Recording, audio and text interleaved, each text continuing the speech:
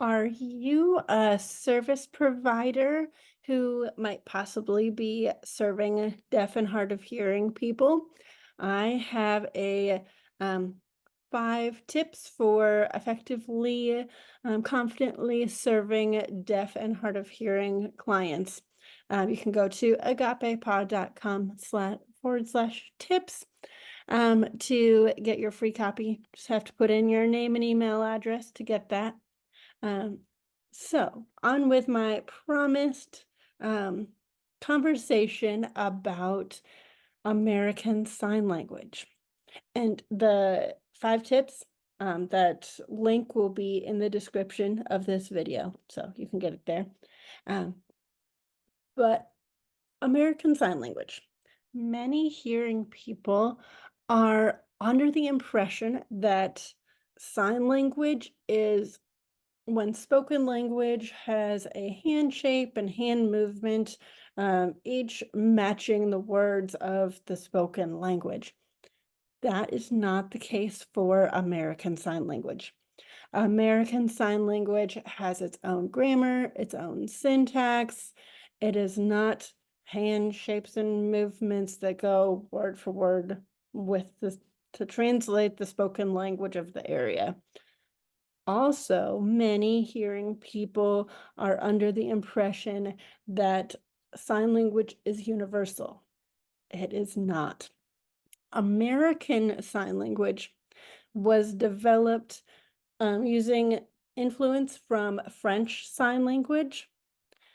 Lorette Clark and Thomas Gallaudet came to America from France in 1816.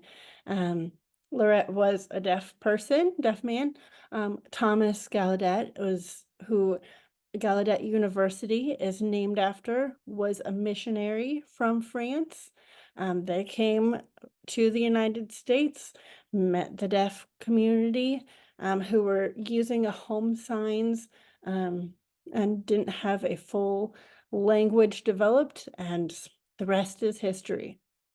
You could argue that there are other influences of developing American Sign Language, all very valid, likely, but I do know about Thomas Gallaudet and Lorette Clark coming from France, and there's a lot of influence in American Sign Language from French Sign Language. And I have also heard that there are as many signed languages as there are spoken languages. So we don't know exactly the number of signed languages on Earth right now or the number of spoken languages. I've heard they're both around 300 different languages, each spoken languages, signed languages. Um, but either way, there are a lot of signed languages used by deaf communities all over the world. And as a hearing person looking into learning sign language, you may have gotten advice, um, if you've looked into that, that you should learn from a deaf person or at least a native signer, someone who has been using sign language since childhood. So why might someone say that? And I agree with that. It is best to learn sign language from someone who is deaf or at least a native signer.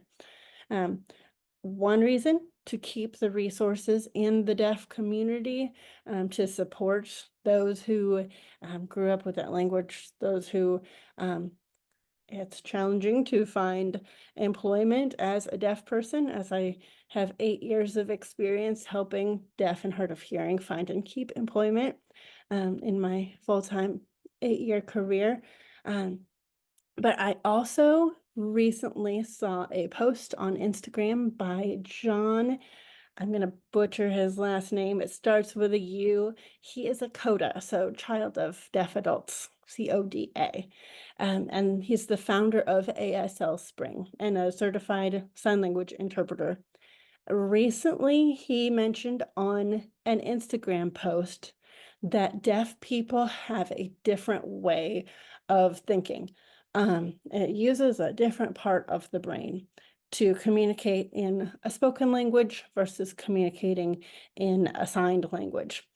A lot of times, as an English speaking person, you might think, oh, that sentence didn't really sound right. I need to reword it. You would never have a deaf person say, oh, that didn't sound right. They might say, oh, that sentence didn't look right. Let me rearrange my signs. It is a different way of communicating, using a different part of the brain to communicate in American Sign Language. And it uses visuals, uses space in order to explain what is being explained by the language. It also, American Sign Language, uses facial expressions and body movements, just like we use, that English-speaking people use tone and inflection in our voice. It's not just the hand shapes and the hand movements to communicate. So what does this mean for a hearing service provider who may be providing a service to a deaf person? When a deaf person, if you are providing a service using a sign language interpreter, I would recommend asking the deaf person if they have a preferred interpreter. There are deaf people who tend to communicate towards the English word order and aren't fully American Sign Language grammar and syntax when they're communicating. There's sign language interpreters who are on the spectrum of using American Sign Language versus using English word order in their signing. So ask, do you have a preferred sign language interpreter? You can get all kinds of information from a deaf person by asking that question, very possibly, depending where you are.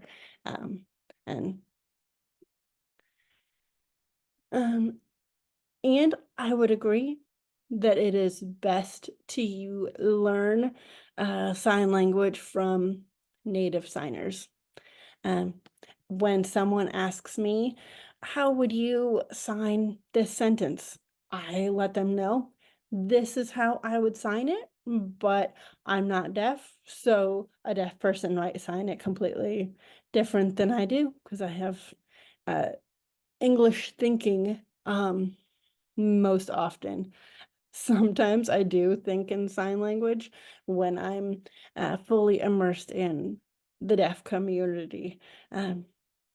So it's an interesting process of transitioning from thinking culturally deaf and thinking culturally hearing. And that brings the point of the deaf culture, I believe, was created because of American Sign Language. It is it's the only disability group in America that has such a deep, rich culture surrounding the disability. And most deaf people don't view themselves as a disability group. They view themselves as a cultural group. So more about deaf culture in my video next week. So you can look for that. And until next time, I am Jessica Nichols for Agape Pa. Agape power.